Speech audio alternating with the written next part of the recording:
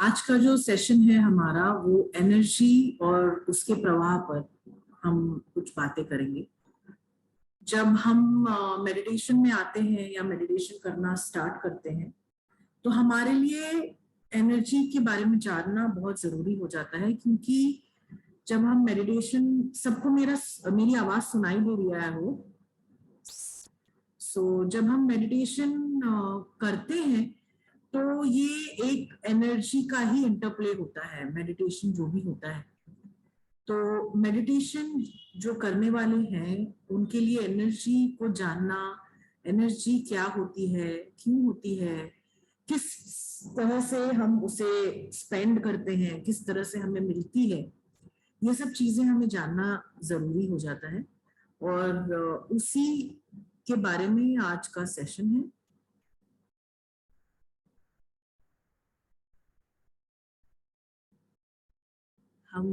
मैंने एक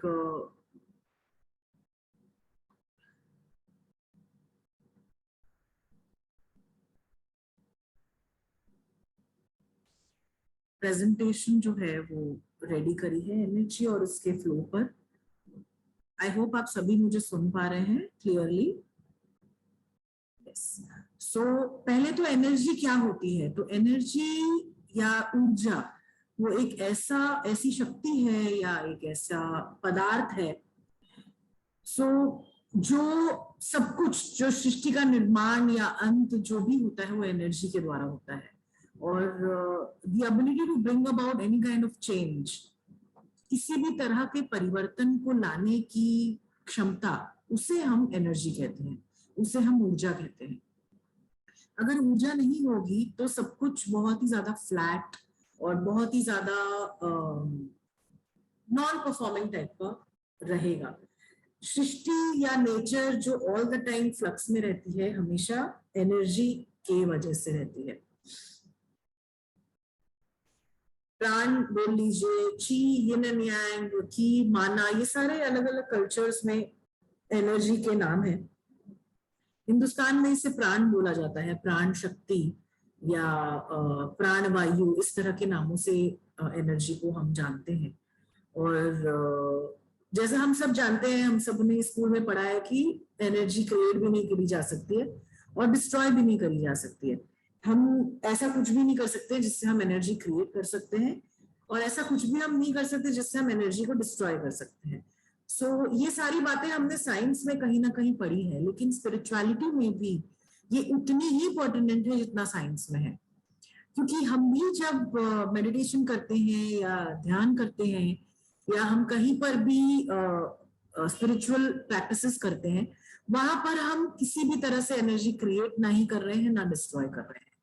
हम सिर्फ उसका इंटरप्ले या उसके the way it treats itself या द वे इट फ्लोज, या जिस तरह से वो हमारे लाइफ को गवर्न करता है, हम सिर्फ उसे चेंज करते हैं। हम उसे क्रिएट नहीं कर सकते या डिस्ट्रॉय नहीं कर सकते। और किसी भी तरह के काम करने के लिए हमें एनर्जी की जरूरत होती है। ये कॉमन सेंस की बात है कि बिना एनर्जी के हम किसी भी तरह से फंक्शन करना हमारे लिए जो है वो डिफिकल्ट हो जाता है। और energy is something which is necessary for अस। तो अब हम ये बोलेंगे कि हम एनर्जी की बातें स्पिरिचुअलिटी में क्यों कर रहे हैं। तो हम सब जो है वो एनर्जी बीइंग्स हैं। हम ECW यूनिट्स कहलाते हैं। ECW, energy, consciousness and wisdom. एक इंसान जो होता है वो शरीर नहीं होता, मन नहीं होता और इमोशंस नहीं होता, वो they are ECW units, energy, consciousness and wisdom. Energy जो है वो एक बहुत ही बड़ा पार्ट है हमारे वेल बीइंग के लिए।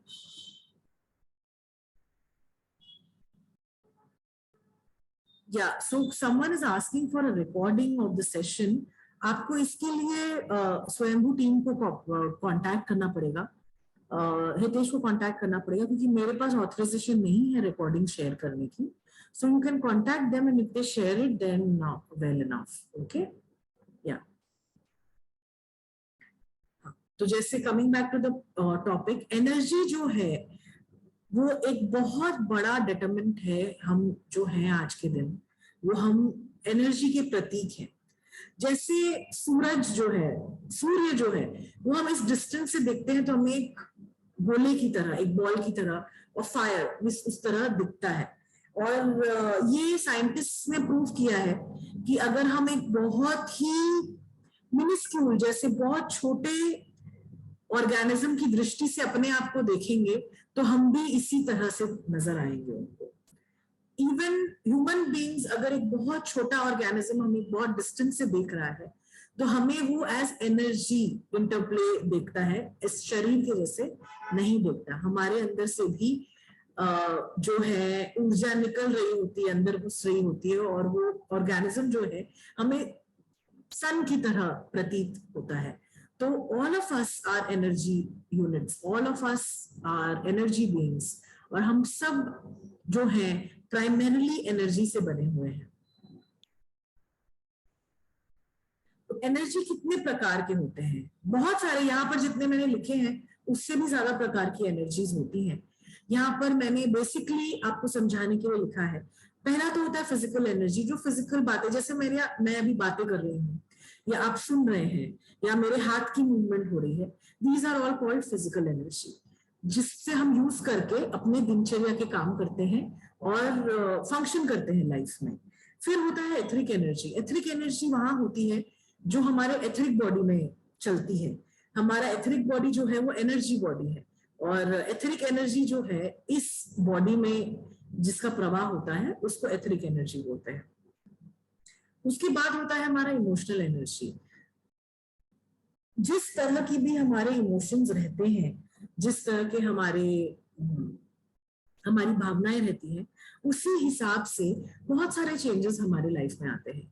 आपने ये एक्सपीरियंस किया होगा कि जब हम खुश रहते हैं तो हमें अलग तरह की ऊर्जा फील होती है, जब हम दुखी रहते हैं तो अलग तरह की ऊर्जा फील होती है, या हम जब गुस्से में होते हैं तो हमें अलग तरह की ऊर्जा फील होती है।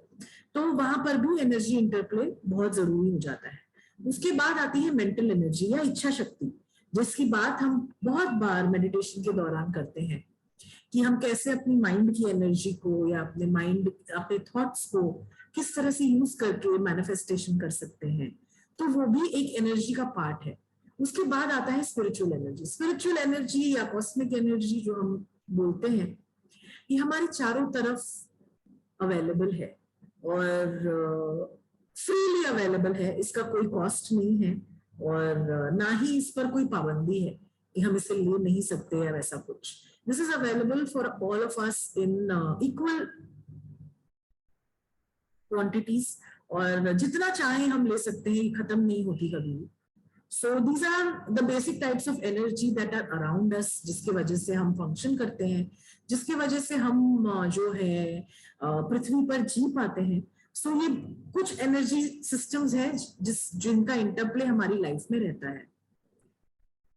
अब हम ये पूछेंगे क्या होती है एनर्जी। तो जो भी कुछ हम आसपास अपने देखते हैं या नहीं देखते हैं, वो सब कुछ एनर्जी है। सब कुछ। आप जो हमें सिखाया जाता है living beings and non living beings, doesn't matter. Even if वो एक नॉन लिविंग बीइंग है, जैसे आपका बेड हो या आपका टेबल हो या आपके घर में फर्नीचर हो या आपका घर हो, सब कुछ एनर्जी का प्रतीक है। और ये एक बड़ा रीजन है कि हमारे हिंदुस्तान में, इंडियन कल्चर में, कल्चरली हमारे यहाँ पर नॉन लिविंग चीजों की पूजा होती है। और आजकल मॉडर्न वर्ल्ड में ये सब कुछ बहुत ज्यादा सबको सुपरस्टिशियस लगने लगा। आपने सबने देखा होगा कि जब हम नई गाड़ी लाते हैं, नई कार जब परचेस करते हैं, तो सबसे पहले उसकी पूजा की जाती है। जबकि अगर कोई गैर हिंदुस्तानी इस बात को सुने तो वो हंस देता है कि व्हाट्स द पॉइंट, एक गाड़ी की पूजा करने की आपको क्या जरूरत है। हमने कई घरों में आपने ये देखा होगा कि पानी की घड़ी की पूजा की जाती है, और इसका रीजन हमने कभी जानने की कोशिश नहीं की। और हमारे कल्चर में ये इंट्रिंसिकली पूरा का पूरा घुसा हुआ है कि विश्वकर्मा पूजा होती है तो हम अपनी मशीन्स की पूजा करते हैं, हम आसपास में जो भी हमारे अप्लायंसेस हैं उनकी पूजा करते हैं। उसके बाद कहीं ना कहीं जब हमारा घर नया बनता है तो हम घर की पूजा करते हैं। जब हम कुछ भी नया ऑस्पिशियस सामान लाते हैं तो उसकी पूजा करते हैं। तो क्यों करते हैं ये चीज, ये हमने कभी क्वेश्चन नहीं किया। हम उस एनर्जी को जो हमने अपने पास लाया उसे अपने साथ अलाइन करते हैं। वहां पर आपने ये मार्क किया होगा कि जो पंडित कहता है वो आपके नाम के साथ जो है उस चीज के नाम को जोड़ना स्टार्ट करते हैं, मंत्रों के साथ, श्लोकों के साथ, जिसके द्वारा जो वो नॉन लिविंग ऑब्जेक्ट आपके घर में आई उसका एनर्जी जो है वो आपके साथ अलाइन हो गया। वो इट बिकम्स योर। आपने आप में से सबने अवतार पिक्चर देखी होगी, जो इंग्लिश मूवी है अवतार, AVATAR, जो ब्लू बीइंग्स की मूवी है। अगर नहीं देखी है तो प्लीज देखिए, it is a very beautiful movie two watch. और वहां पर वो जो अवतार्स होते हैं वो अपनी चोटी से अपने आप को अपने वाहन से कनेक्ट करते हैं। वो वहां पर दिया गया है कि एनर्जेटिकली वो अपने वाहन से कनेक्ट होते हैं, उसके बाद उन्हें अपने वाहन से कम्युनिकेट करने की जरूरत नहीं पड़ती, और उनका वाहन जो है या उनका जो राइड है या जो एनिमल है जिनको वो राइड कर रहे हैं वो अपने आप उनकी भाषा समझने लग जाता है, कहाँ जाते हैं कहाँ नहीं जाना है।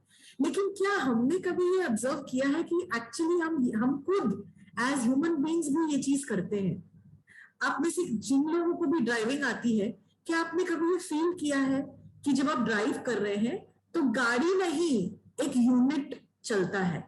आपको वहां पर कॉन्शियसली सोचना नहीं पड़ता कि मुझे राइट जाना है या मुझे लेफ्ट जाना है या मुझे ब्रेक लगाना है, automatically it starts happening. The car becomes N extended version of your own body. हम एनर्जेटिकली उस गाड़ी से कनेक्ट हो जाते हैं और वो हमारा वाहन बन जाता है। वो कंप्लीटली हमारे थॉट्स को फॉलो करता है विदाउट एनी कॉन्शियस एफर्ट। तो this is the power of energy and why in the culture that we are in हमें अपने अपने डे टू डे लाइफ में ये सिखाया जाता है कि हर एक तरह की हमारे कल्चर में हमें ये बताया जाता है कि एनिमल्स की इक्वली हमें पूजा करनी है, पेड़ पौधों की इक्वली हमें पूजा करनी है, जो नॉन लिविंग ऑब्जेक्ट्स हैं उनकी पूजा करनी है। जब हम द्वार पूजा करते हैं या हम दहलीज की पूजा करते हैं, ये सब कुछ हमारे कल्चर में बहुत इंट्रिंसिक डाला गया है। पर आजकल हम सब इसे क्वेश्चन करने लगे हैं, इसके पीछे सुपरस्टिशन ढूंढने लगे हैं, लेकिन इसके पीछे एक बहुत गहरा मीनिंग है। और अगर हम उसको समझे तो it becomes like a beautiful thing in life to do. और ये जरूरी नहीं है कि आप पूजा करें, पूजा के रास्ते से ही ये हो सकता है। If with thought, with intent, with a little bit of meditation, आप you can do the same thing. आप अलाइन कर सकते हैं एक नॉन लिविंग ऑब्जेक्ट की एनर्जी को अपने साथ। हमारे वर्कशॉप्स में बहुत बार ऐसे सेशंस होते हैं जहां पर हम एक दूसरे के ऑब्जेक्ट्स को एक्सचेंज करते हैं और उसको फील करके उस इंसान के बारे में बहुत कुछ बता पाते हैं। ये कैसे पॉसिबल है? How is it possible? Am I visible to everyone? Yes.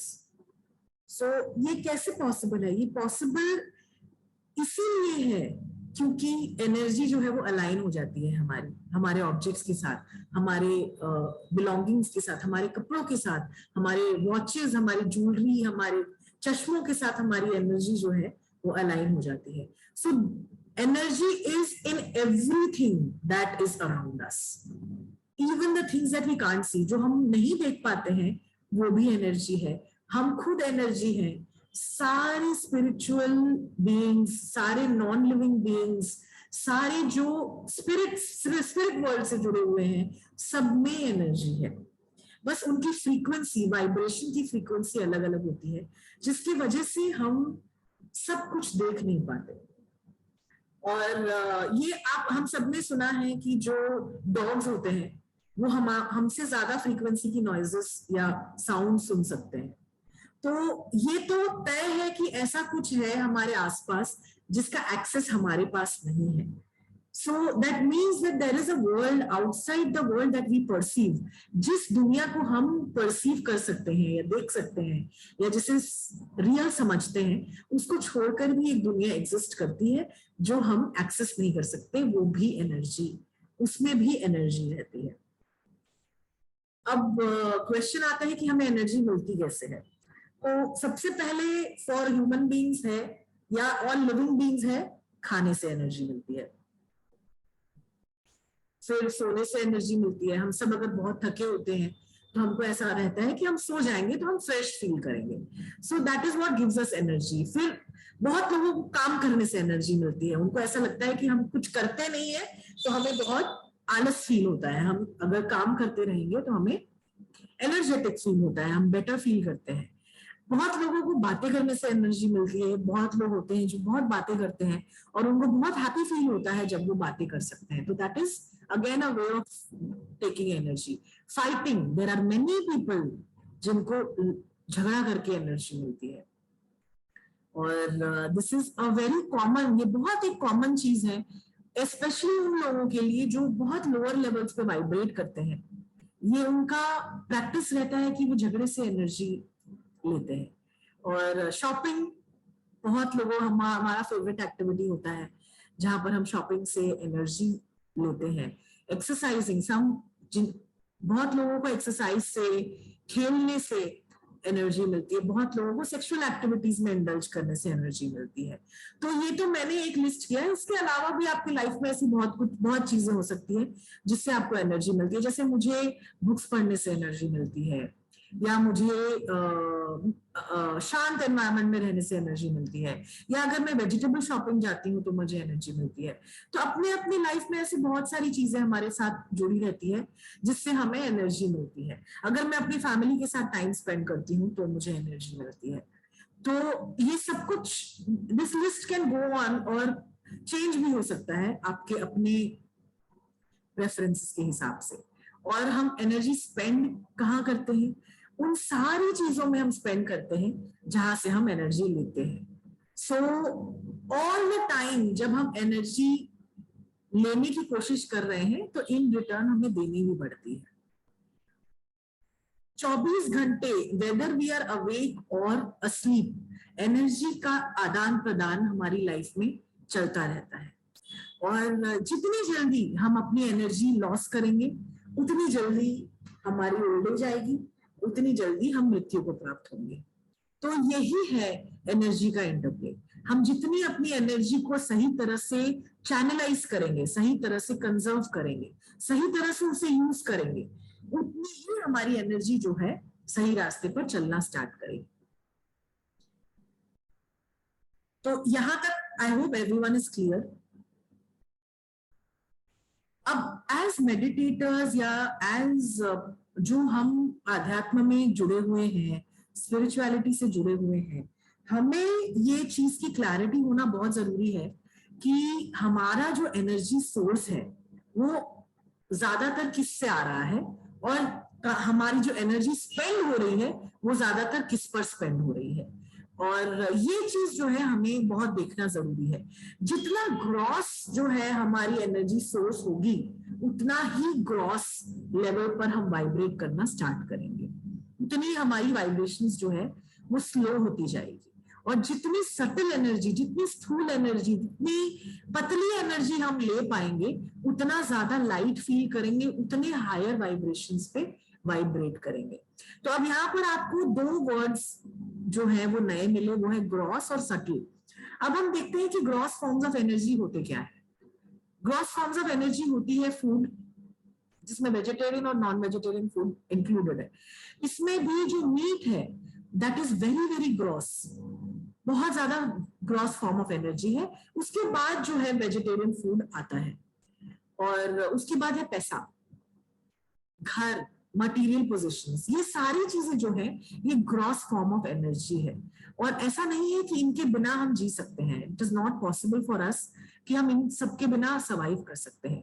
लेकिन अगर हमारी लाइफ में ज्यादातर एनर्जी हमें इन सारी चीजों से मिल रही है, जैसे शॉपिंग करना और सेक्सुअल एक्टिविटीज में इंडल्ज करना, बहुत ज्यादा काम करना, इन सारी चीजों से अगर हमें एनर्जी प्राप्त हो रही है तो most of our energy is getting from gross sources.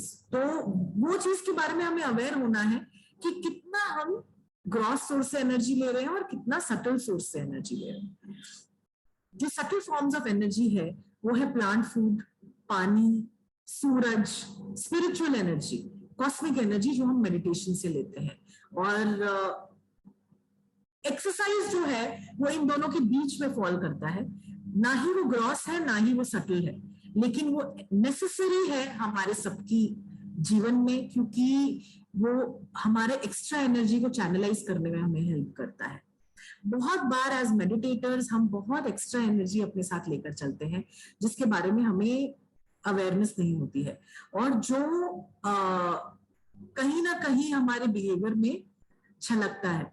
तो अगर आप मेडिटेशन के साथ एक्सरसाइज, वॉकिंग या जिम जाना या स्विमिंग या फिजिकल एक्टिविटी में इंडल्ज करना, इन सारी चीजों को इंक्लूड करते हैं, तो आपकी जो स्पिरिचुअल प्रैक्टिसेस हैं वो और ज्यादा बेटर होना स्टार्ट होती हैं, क्योंकि हम एक्स्ट्रा एनर्जी जो है वो ग्राउंड कर सकते हैं बहुत इजीली।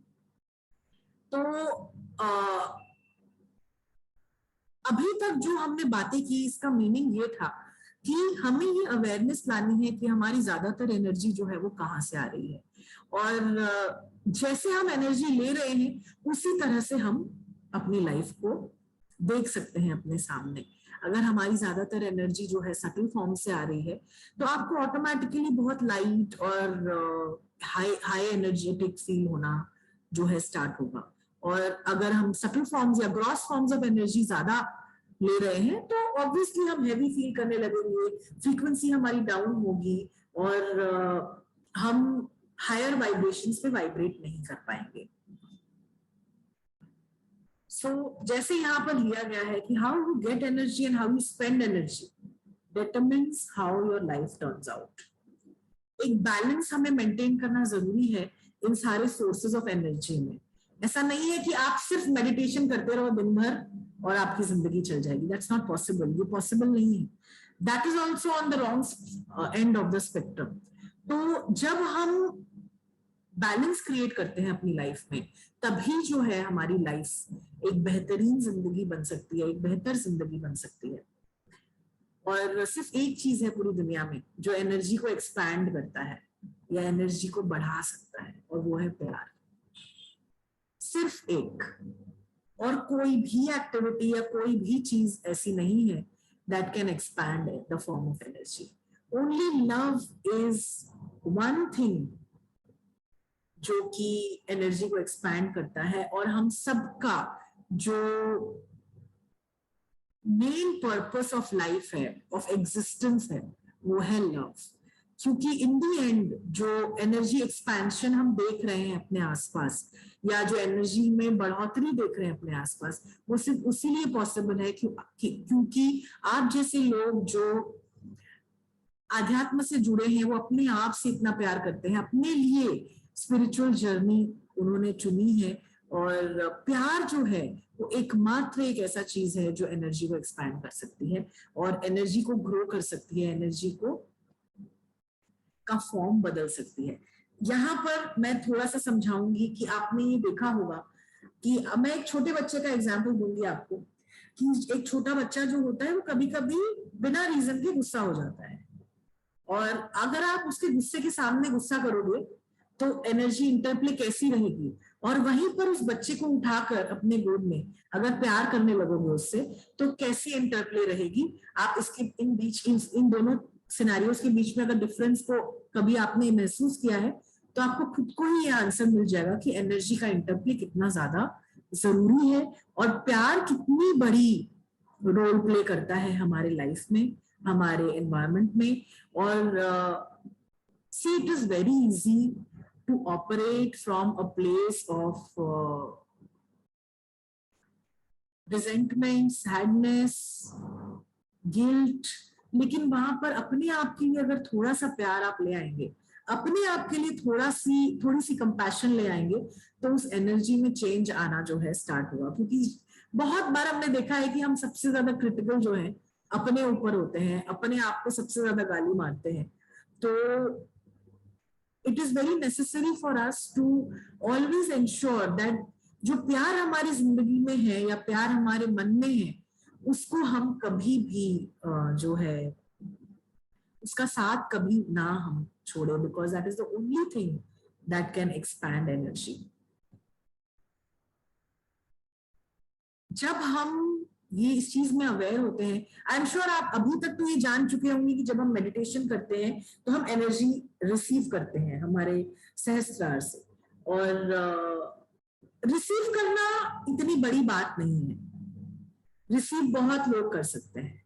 रिसीव करके हम करते क्या है, उसे स्पेंड कर देते हैं, कुछ ही क्षणों में हम उसे स्पेंड कर देते हैं। लेकिन जब हम उस एनर्जी को रोटेट करना सीख जाएंगे, जब हम उस एनर्जी को कंजर्व करना सीख जाएंगे, जब हम उस एनर्जी को पूरी तरह से अवेयरनेस के साथ स्पेंड करेंगे, तभी आपकी लाइफ जो है वो बेहतर डायरेक्शन में जा सकेगी।